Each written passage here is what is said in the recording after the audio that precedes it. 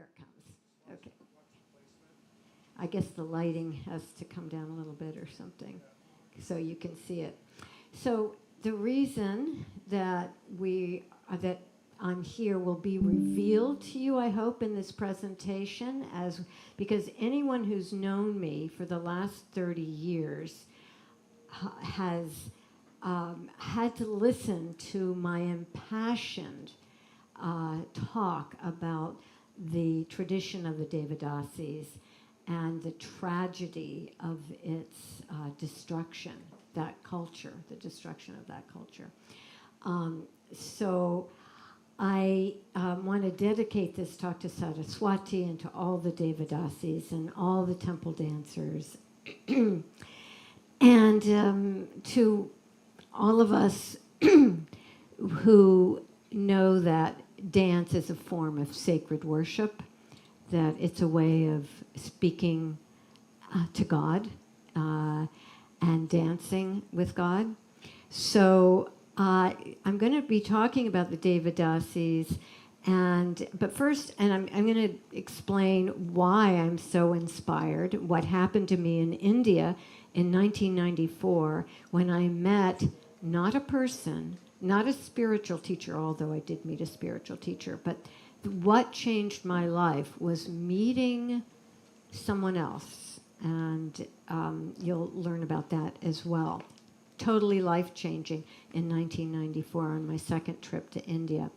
But what I'd like to do is give you an overview of the temple dancers in southern India. They were called Devadasis.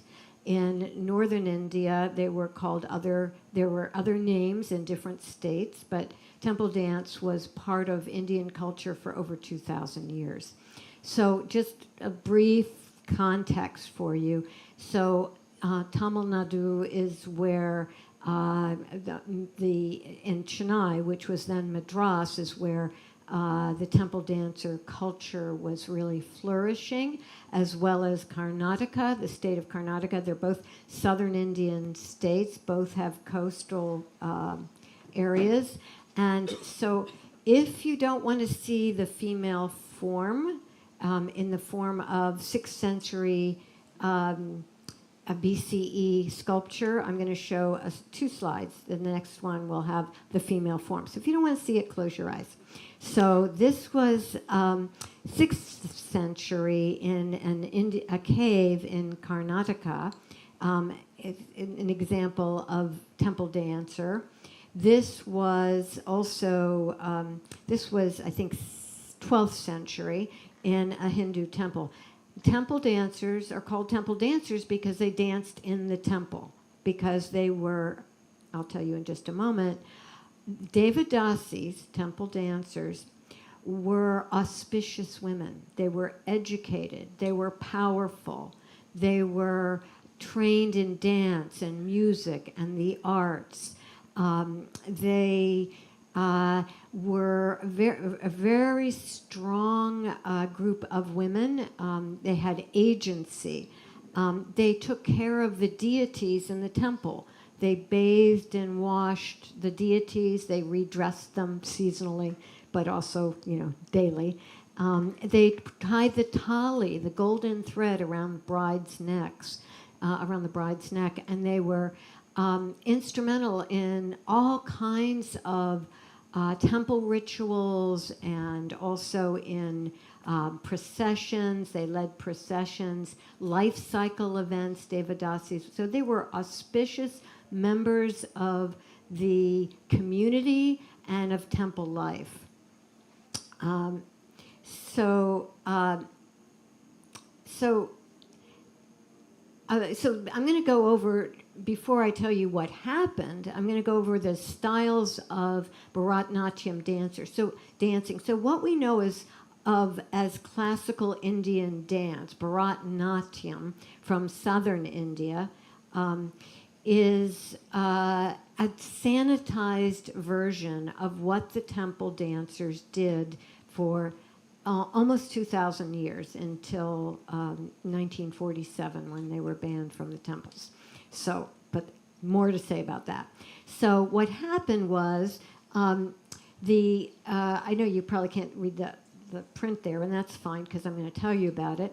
So, Rukmini Devi Arundel and her husband George Arundel were members of they had founded and funded and given the land for the Theosophical Society in then Madras, now Chennai. And they wanted to, with all good intentions, Rukmini Devi wanted to start a school to preserve the tradition of this beautiful dance. And so the Kalakshetra school was founded in 1936. However, they only hired the male dance masters to teach the young, wealthy the daughters of wealthy Indians. They did not hire the Devadasis themselves. And that's going to become more important in 1947, as you'll see. So just to go over the different forms of Bharatanatyam, Mysore is a form that dramatizes stories, and it's a little more abstract in its movements and poses, and it's a beautiful style. These are all Bharatanatyam. Melatur is a style that is expressive acting, and it requires a lot of flexibility. This form, Panandalur, is about love poetry, feminine love poetry, and it's very rhythmic. And I'm just quickly going through the different styles. So Vasuvor includes acting and leading the audience to feeling, to the rasa, through abhinaya, through the abhinaya being full expression that takes you to your feeling state. So Odissi dance you may have heard of because that's still popular. And that form of dance developed in the state of Odisha, and it's which is in the eastern coastal plains of India. And there's archaeological evidence of these temple dancers and sculptures from the 2nd century. So Odissi dance is, the torso moves, the lower body stays still. They became court dancers, and that's significant. Rather than temple dancers. So these women were auspicious members of temple and community life. They received education far beyond the culture for women, what was offered for women. It's going to ability to find a life other than an arranged marriage at a very young age, often to an older person, was to serve in a temple, to serve a guru, and education was blocked for many years, although in the 20th century, Indian women could choose that path as a way to not necessarily submit to the arranged marriage if they had the financial means to get an education. But for most of Indian women, for most of history, they were married at very young ages, or they could be brides before puberty, and then at puberty they would go to live in their mother-in-law's homes, and they were servants they served their husband and they served the family under the direction of their mother-in-law. And that could be lovely, it could be rich and warm relationship, or it could be pretty terrible. It could be that the woman would be kind of treated like a slave. The other issue is that even today, as late as 2015, there were 21 cases a day of bride burning. So if an arranged marriage, if the dowry needs or pleas or requests for more money weren't forthcoming, or the young woman didn't produce a male heir, she was at risk for mutilation, murder. there was a very significant case, and this is not just village life, although it's primarily village life we're talking about here. But there was a very notorious case in India just a couple of years ago. Very wealthy family, beautiful young woman who was married to the man, was a yoga teacher, very contemporary. She was found in her 20s, dead in the morning. And an investigation was mounted, and it turned out in the autopsy that the family demanded that she had been smothered. And it was brought to trial, which is rare. Most of these cases don't go to trial. So the Devadasis were a way out. So in 1947, the Devadasi Act was passed, which was a culmination of 90 to 100 years of the degradation of the culture. It was one of the first acts of the Madras Council after independence. And you're thinking, what? Indians did this? They banned the Devadasis? Well, it was for the 100 years prior.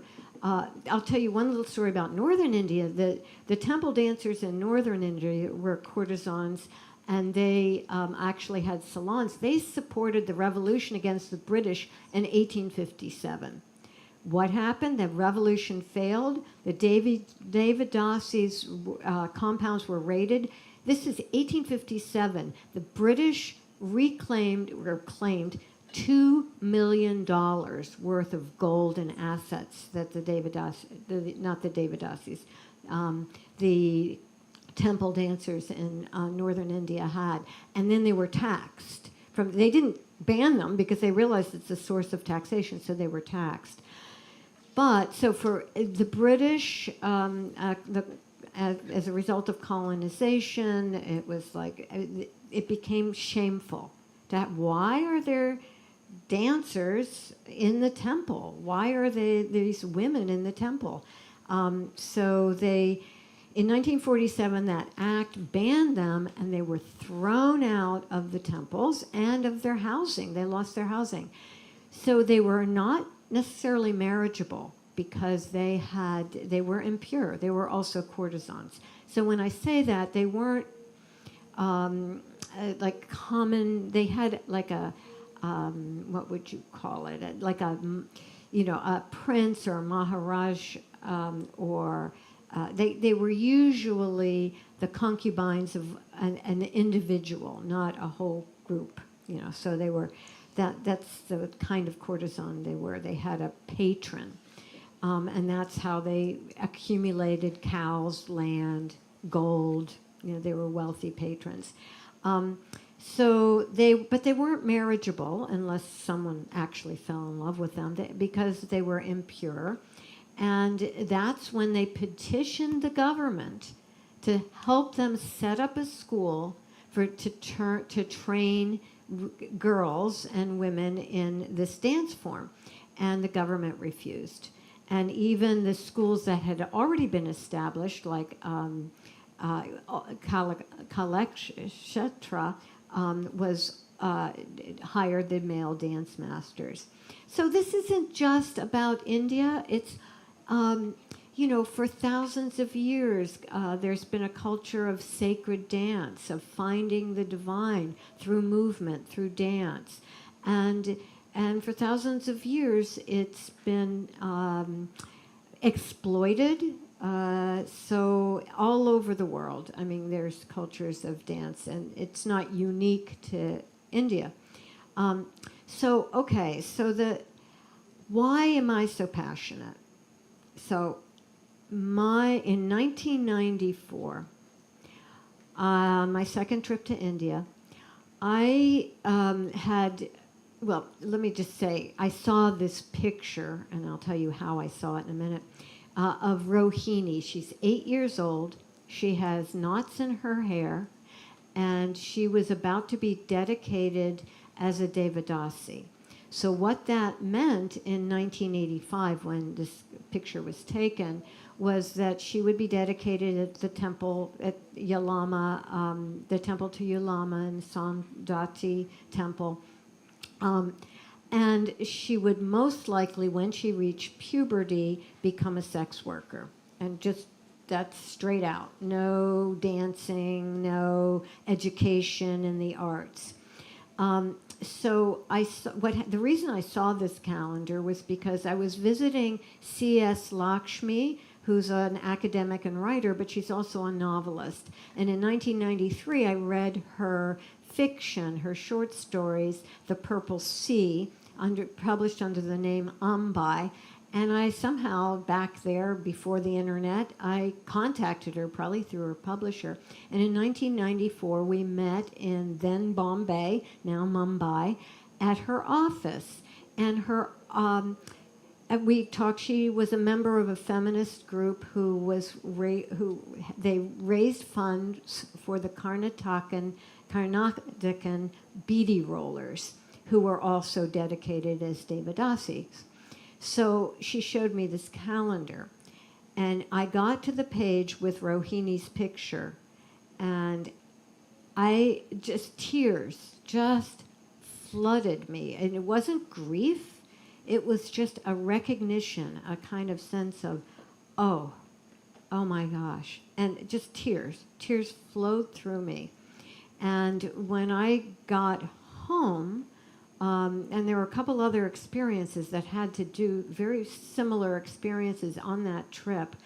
When I got home, I had been a fiction writer, and I have short stories published and won national awards, but my other novels, which I've written, have not been published, and they were all literary fiction. I'm an MFA in fiction, literary fiction. This voice of an 8-year-old girl, not Rohini, came through me, and I took dictation. I just remember just writing every day, and every day I would be, there'd be more revealed about this 8-year-old. That's the core of the Temple Dancer novel, and the movie, the screenplay, but there were American frames that have changed over the years, and so, but that story flowed through me. I want to tell you something else about Saraswati. And by the way, the character's name was Saraswati, and she grows up. The core of the story is set between 1938 and 1947, so the end of the Devadasi era.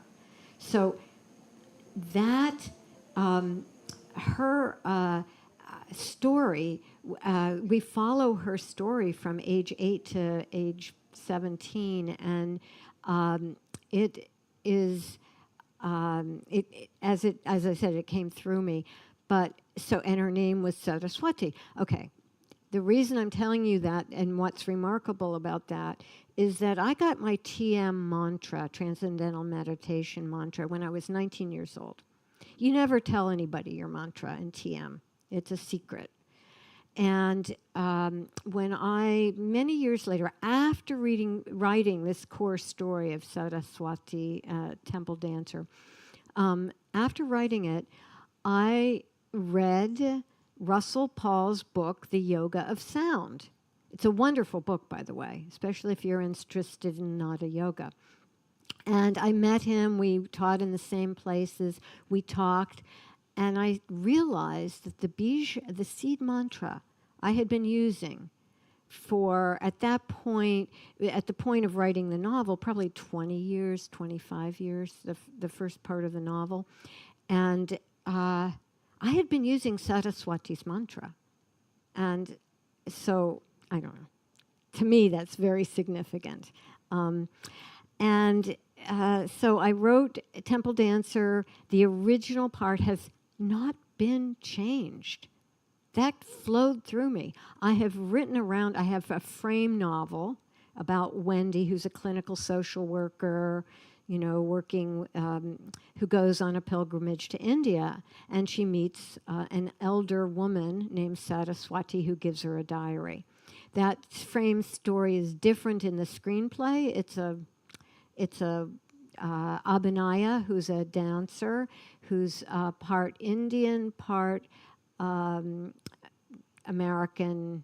Her father is, well, I won't go into all of the details, but Abhinaya goes on a pilgrimage to find her roots, and she's given this diary. So, okay, that's my inspiration, why I'm passionate, why I talk to everybody I know about this. If I'm not talking about yoga and for depression, I'm talking about the Devadasi culture. And what happened then, it flowed through me, but then I decided, I needed to find out I started researching. So Wesleyan University is the largest world music library in the U.S. I don't know about the world, but in the U.S. And I happen to live a couple of hours from Wesleyan in Middletown, Connecticut is where the university is. And so they had dissertations on Devadasi rituals and daily life and all of those things. So I did that kind of research. I also met Kay Porcine, who, that's not Kay, that's her teacher, the famous Bala Saraswati, who was one of the most famous Devadasis in the world, and she taught worldwide. So Kay Porcine was her student, and Kay Porcine continued to perform Bharatanatyam in various places, both in India and at Wesleyan and other academic settings, cultural settings. So I'm going to go back to the Kalakshetra because it's responsible for saving the culture, although sanitized. And as I've said twice already, and I guess I'll say again, they didn't hire the Devadasis. So many of the Devadasis died in poverty. They just lost everything.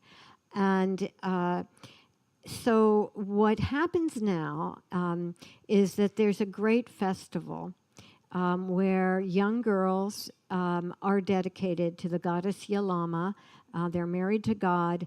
And it's culturally part of the religious community in southern India in these villages. So even though it's been outlawed, it's illegal to dedicate girls. These people feel that if they don't appease the goddess Yalama, bad things will happen.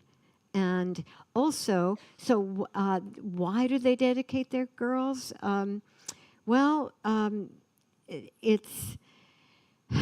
It's kind of a sad situation where poor women are dedicated because their families, there are a number of reasons, but they may be unmarriageable because of a physical disability, and so they're dedicated, or the families need the income from the sex work that they do. Not all, but many, most do. They live in, and then I'll say more about the compounds in a minute, but they just feel like they pray to God that a girl lives or a mom lives, and if she lives, we will dedicate her to the goddess. So it's not always with ill intent or you could say they're being trafficked, and they are, but it's part of their culture. That what has been lost is the dance, the music, and the education. I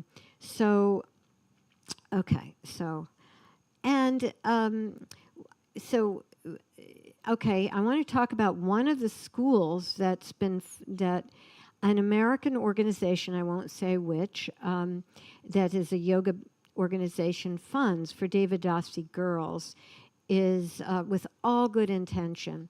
That what they teach at that school are computer skills, things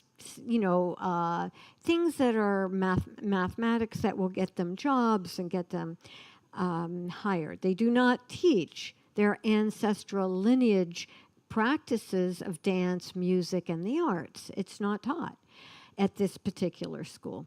And it's funded by a well-known organization that I won't mention.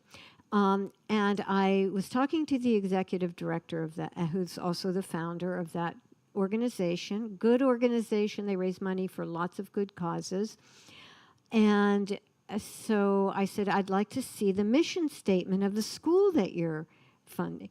And she sent it to me, and it was, we are saving these young girls from a life of shame. So Devadasis are still viewed as shameful. And there's no, so these girls come in identified as shameful beings.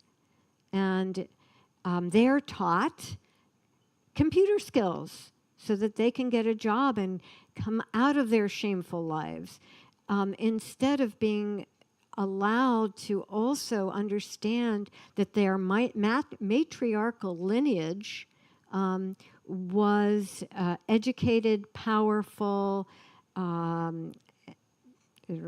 etc. So I wanted to say too, if I wrote this screenplay. I'm a fiction writer, not a screenwriter. I took a pretty expensive online live course to learn how to write a screenplay. I have a wonderful executive producer in Hollywood who read the novel, loved it, and she's committed to seeing it made. That being said, I'm committed too.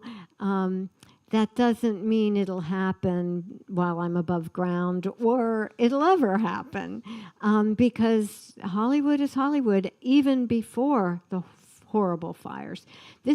Julie Carmen, my executive producer, has hung in there, and we have, I've revised and revised and revised, and we've presented the pitch deck to many, many, many people. And in order to get the funding from, say, I don't know, Sony or Netflix or whatever, whoever's going to fund it, you have to have a whole production team, the music, the director, really high notch, some big names. So that's what we're in the process of doing. It's not in my hands at this point. And if I earn money from this project, my passion is to help fund, not have anything to do with, it's not me, it's not my culture, fund a school for Devadasi girls that teaches them practical skills so they can get jobs, but also teaches them about their lineage, about their heritage, music, art, dance, and that's my vision. And so that's my bhavana, that I have for this project. And so there have been many people that have helped me along the way. One of them comes here. Subha Pamar is a dancer in New Jersey. She has a school. She does Bharatanatyam. I was hoping to maybe come when she was here, but maybe I will next year or something. But I was thrilled to be able to come during the Hindustani music festival, because that's North Indian music, and I'm talking about South Indian music, and there's a lot of similarities, and it was sublime last night. If any of you were here for the concert last night, it was sublime. And so my sankalpa for this project, so you have my vision of funding a school, is what Saraswati told Wendy when she handed her the diary, and what Saraswati told Abhinaya in the film version, the screen version, when she handed her the diary as an elder. You must show the world how we danced with God. And that is my mission. I take it as a mission to show the world how the Devadasis dance with God.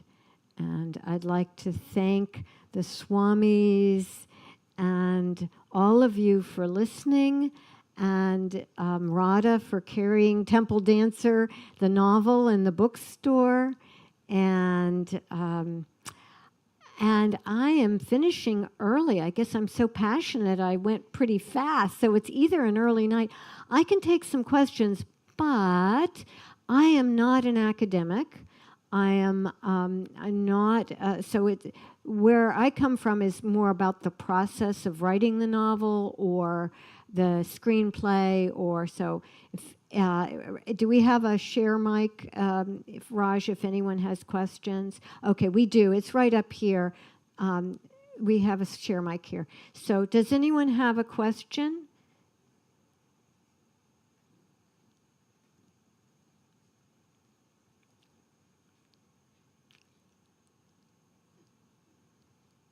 Okay.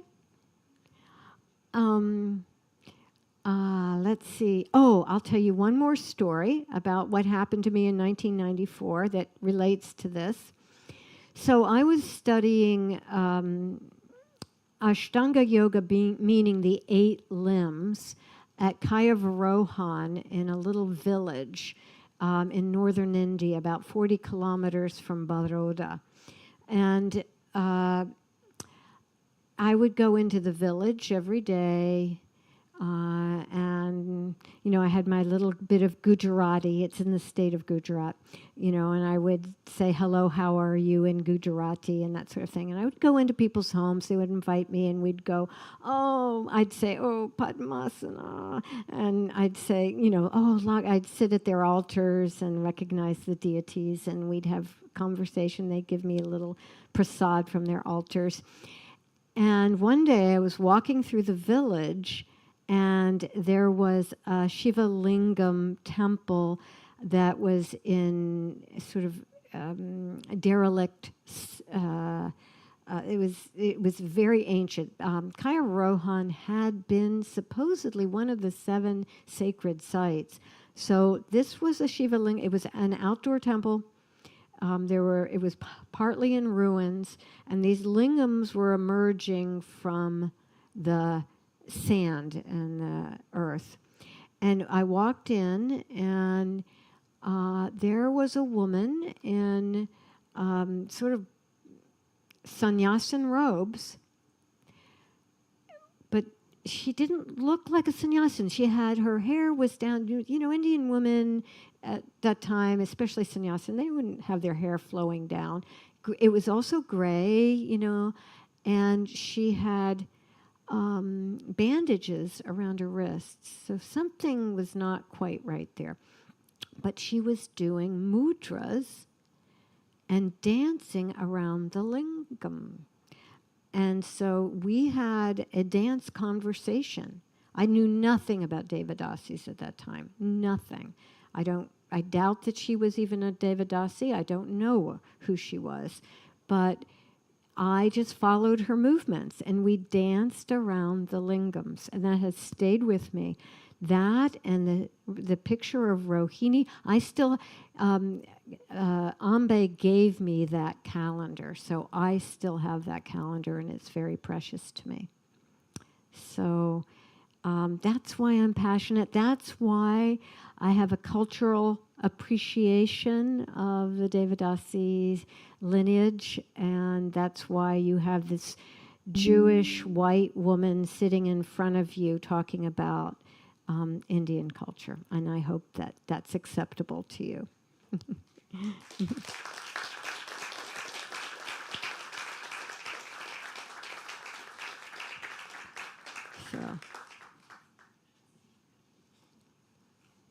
So I'd like to thank very much Amy Weintraub for this beautiful presentation. Let's give her another big hand.